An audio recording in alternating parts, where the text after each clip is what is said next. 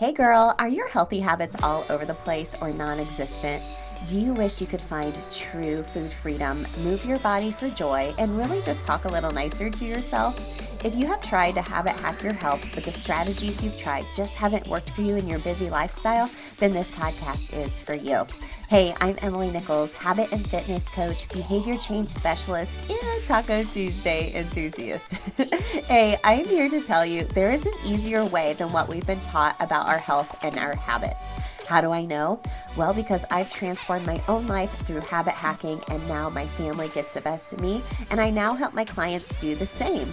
I'm now going to teach you how to create healthy habits in less time, guilt-free for all seasons of your life. It's not your fault your habits haven't worked, my friend. We just have to do them differently. So, are you ready to feel empowered and transform your habits and life? Then let's do this. Hi friend, welcome back to Habit Hack Your Health. I'm so glad you are here. You're still showing up, taking care of yourself. Got me in your earbuds on a walk or doing the dishes, folding the laundry. I'm so proud of you, right? I know this time of year can get a little hectic.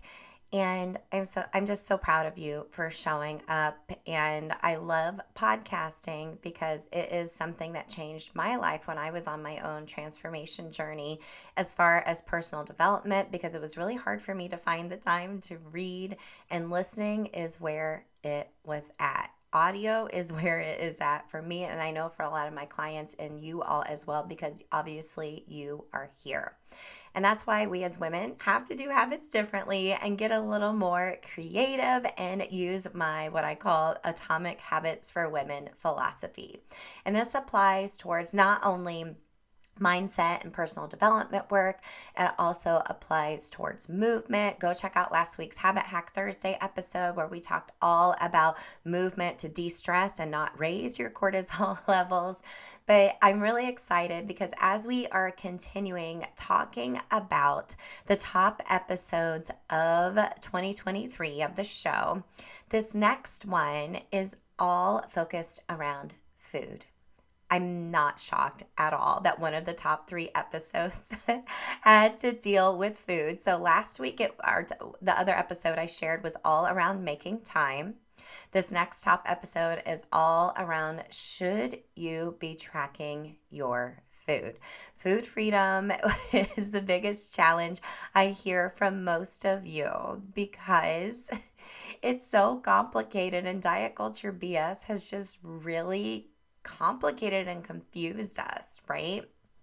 And this is what a lot of folks, when they start my accelerator program, this is usually where they start. This is where they usually start. And a lot of times with this, we end up replacing unhealthy habits in regards to food with healthier habits focused around food freedom habit hacks that I teach.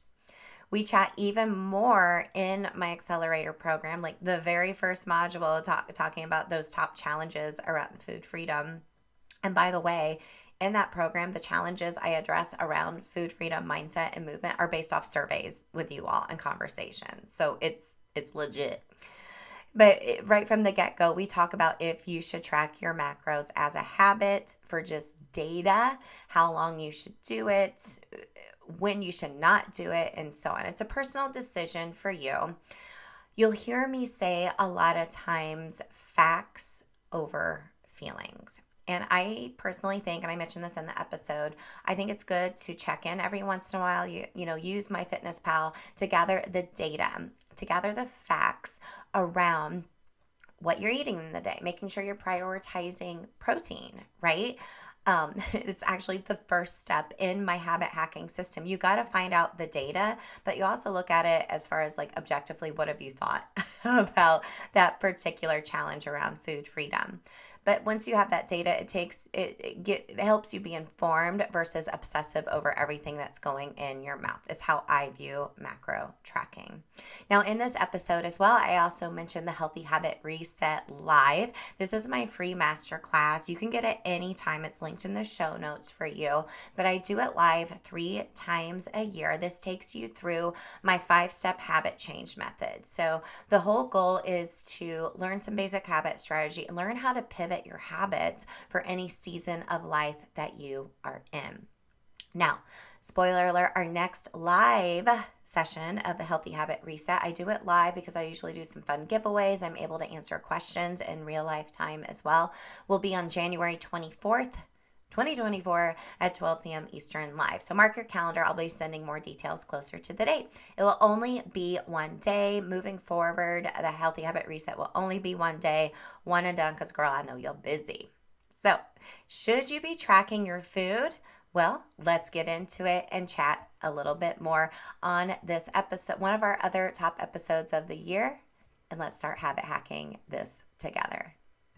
Well, happy Habit Hack Thursday. I don't know if you celebrate Habit Hack Thursday every Thursday like I do, but I live for these episodes because, and I know I hear from y'all in your reviews and from the folks that I talk to who are in my programs, you love these quick episodes because they're easy to digest. And literally going to give you some food for thought today with our Food Freedom Habit Hack, talking all about if you should track your food. We're going to be weighing out the pros and cons, and I'm going to give you habit loops around both. So you'll notice each week with these habit hacks, I will be giving you a habit loop to go with it, because that's what we do inside of our higher level accelerator signature programs, where we are habit hacking, really digging deeper into specific challenges that you all have voiced to me over the years that I have created our programming and habit loops and habit hacks for you. So just a reminder, we'll be digging into debunking diet culture and what it really means to be healthy from the female perspective, because, you know, we come through it through a lens of atomic habits for women when it comes to our healthy habits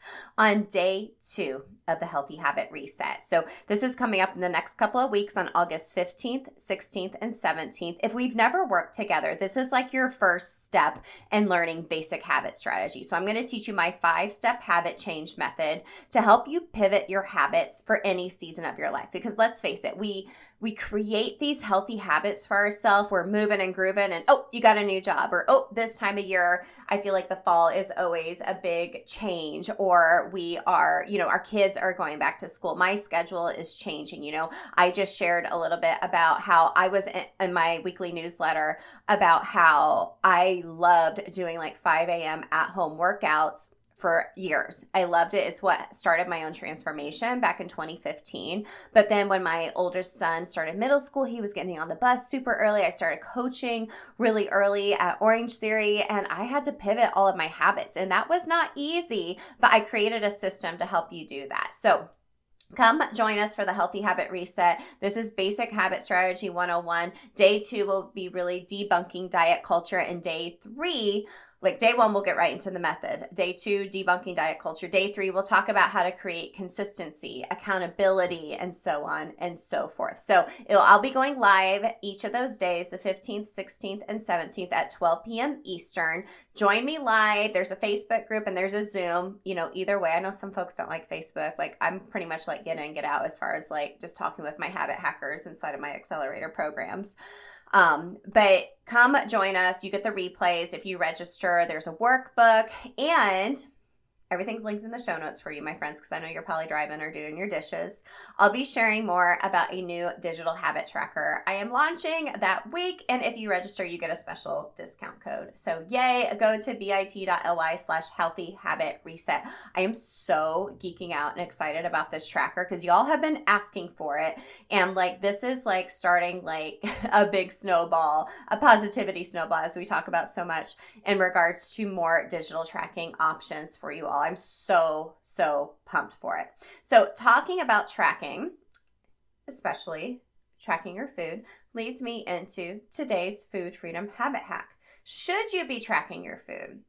You know, I focus on these 3 fundamental needs: mindset, movement, and food freedom for women, because there's so much confusion out there, and especially with food, right? There's so many different diets out there. It's a bajillion-dollar industry, if that's even a word. There's so many different folks on social media saying, well, I did this, or I did that, or here's how to meal prep, here's how to do this, here's how you track your macros, or like if it fits your macros. And that's really confusing. And inside of my Food Freedom Accelerator, like that's our most popular program, we debunk all this, give you some basic objective and subjective data when it comes to women and food and what we need to fuel our bodies, but also eliminating diet culture BS when it comes to our food, and how tracking has really got a bad rap when it comes to food. Okay. If you listened to last week's episode, we talked about tracking and stacking and how your habits will be, you'll be more successful with your food freedom habits with tracking and stacking, and you'll actually be able to pivot, you'll be able to stick. However, I understand that tracking your food can be very triggering. Oh, girl, I get it. It can become very overwhelming and it becomes like a diet then for some folks, right? It's not just data. It defines you. It consumes you sometimes. Or maybe for some folks, it is just data, which good for you. Good for you. I love that for you. But I'm a big believer and gathering data, hence the new habit tracker coming out and the other tools we have inside of the shop, and how we start our habit hacking system on each side of our accelerator with gathering data. But data when we're tracking food doesn't have to be just macros, like, right, your protein, fats, carbs, all that good stuff. It can also be tracking emotional eating, your hunger cues, or even tracking food sensitivities. Even habits that you have around food in your own version of food freedom. Now, I personally will use an app like MyFitnessPal a couple times a year when I find myself in like a hold steady pattern as far as like my eating, just to see where my macros are. I always want to make sure I'm getting enough protein for me because y'all, I'm not getting any younger. I'm 41, almost 42. A girl needs the protein to help fuel my muscles because I'm really leaning into weight training this year. I want to be a strong, lady getting into this stage of my life. So I just made myself sound really old. 41's not old. But I personally do that, but I don't track my macros every day because that's too much data for me, and that's just too overwhelming for me. But maybe that is for you, right? And I want you to consider the pros and cons of tracking your food and not tracking your food. So I will talk about the pros first, and I'll give you a habit loop. Then I'll talk about the cons, the not so great things about tracking your food, and a habit loop around that, because this is personalized for you. So take a little bit from both or take one or the other. So the pros of tracking your food. Weight management. So if you are trying to lose, gain, maintain weight, tracking your food intake can really give you some valuable insight, right? And as far as like your calorie consumption, and help you stay on track. Maybe you have dietary goals, such as you have like a specific macronutrient distribution you want to follow, or it can ensure you're meeting those targets by tracking your food. Maybe you have a health condition like diabetes or food allergies, food sensitivity. So this is great. It helps you identify triggers. Oh, I love this one. Some people track their food to really think of potential triggers for like digestive issues, allergies, pinpoint specific foods. I love this. Athletic performance. So like I said, I sometimes track a couple times a year to make sure I'm fueling my muscles properly, getting in enough protein and optimizing my performance. Or just developing healthy eating habits. Tracking your food can be a useful tool for making you more aware of your actual eating patterns and just accountability, right? It can help you stay accountability to the choices you're making with your food freedom and really help you be more mindful with your eating. However, it's vital that you strike a balance when it comes to food tracking, in my opinion. It can be beneficial for some, but it also can lead to obsessive or unhealthy behaviors or relationship with food. So if you do decide to track your food, do it in a way that promotes health and is sustainable. Okay, sustainable being the key word. And of course, it's always a good idea to consult a doctor or dietitian, healthcare professional, so on and so forth before doing anything else. So let's talk about habit loop around tracking, a pro of it, right? So a habit loop, again, is a cue, routine, reward. We dig super deep into this inside of the accelerators. There's, I think, over 75 habit loops. If you do the bundle and do all 3 accelerators, I love that for you. So a cue could be feeling satisfied after a meal or a snack, or like during a specific time of day. Like you eat, you're like, I feel good. The routine is you track your food consumed using a food tracking app or a journal or a tracker, like from the shop, for example. And the reward is a sense of achievement and control over your diet, and you have insights on your eating patterns. Great. I wish it was that simple for everybody, because diet culture has really complicated food for us, hasn't it? That's why the Food Freedom Accelerator is the most important. So let's talk about the cons. So I kind of alluded to this already. So obsessive behavior. Tracking your food can become an obsession and lead to like unhealthy preoccupations with calorie counting, weighing your food, your macros, portion sizes, and it can really lead to disordered eating patterns. Next, it can lead to stress and anxiety, right? Anxiety. Constantly monitoring and recording your food intake can create stress and anxiety around eating, turning mealtime just into like so stressful instead of enjoying it, right? Inaccuracies, right? Food tracking relies a lot on like self-reporting your own data, right? And sometimes we can be incorrect, or we forget about like extra oils we add to things. And then we get frustrated because we're trying to meet some type of dietary or weight management goal and we're not seeing that. And maybe it just may be due to inaccuracies. Time consuming. Like, y'all, I cannot like highlight this one enough. Maintaining a food diary or a tracking each of your macros. Like, I know there's been times when I was using my MyFitnessPal and sitting there like going through trying to like make sure I'm like finding the right portion size and the right food or the right brand. Like, I'm like, I just don't have the capacity for this in my head or in my schedule. So I hope you feel that way too.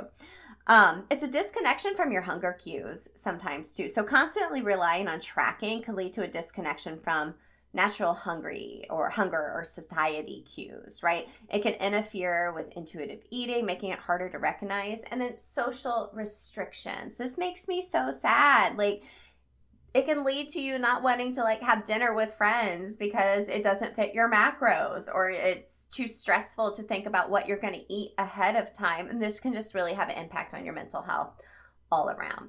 Okay. So food tracking is not suitable for everybody. It's either tracking your macros, or maybe it's tracking triggers for emotional eating. Like I said, I want you to rethink what food tracking means for you. It doesn't have to be your macros. It can be a lot of other habits around your food in order to help you find true food freedom habits. Okay, so let's talk about a habit loop around maybe the cons of tracking your food. So a cue is maybe you are feeling anxious or stressed about food tracking, or experiencing obsessive thoughts related to calorie counting or macros, right? Like each time you sit down to eat, you're like, oh my gosh, I'm sitting here trying to calculate what the macros are for this. The routine is just take a deep breath. Let's do it together. Remind yourself that tracking is not about perfection. It's okay to skip it tracking sometimes and consider engaging in a relaxing activity or mindfulness exercise. And the reward is just reduce stress and anxiety around food, promoting a healthier relationship with eating and your body image. So, my friends, this is a personal decision between you and your doctor, and leaning into what your own definition of food freedom means. Okay, we'll discuss this more on day 2 when we debunk diet culture together in the Healthy Habit Reset, and really think about how we as women have to think about tracking our food freedom habits differently. It's not just about your macros, my friend. There's a whole bunch of layers to women and food and our habits and relationship with food, and we do that together here because I get it. We need food for fuel. We have food for emotions. We have food and social activities, and food is sometimes almost puts like a barrier between us and living our best lives, unfortunately. So Come join us in the Healthy Habit Reset. We'll dig into Habit Strategy 101, learning my 5-step habit change method. And if you're ready to work together, come grab the Food Freedom Accelerator. This is one of my signature mini courses where I will take you through my habit hacking system. We will provide some habit loops and help you start taking action. I actually have a Facebook community as well for anyone that purchases an accelerator, where I go live every week for office hours and just provide a little extra coaching there for y'all, just to give you a little extra sense of accountability. Because I know I've bought courses before and then didn't do anything with it. I don't want that for you. Okay, so everything's linked in the show notes for you, my friend. I will catch up with you next week. Hey girl, real quick before you go, did you know I have a secret podcast where I talk all about why most habit strategies don't work for us women? Spoiler alert, it's not our fault.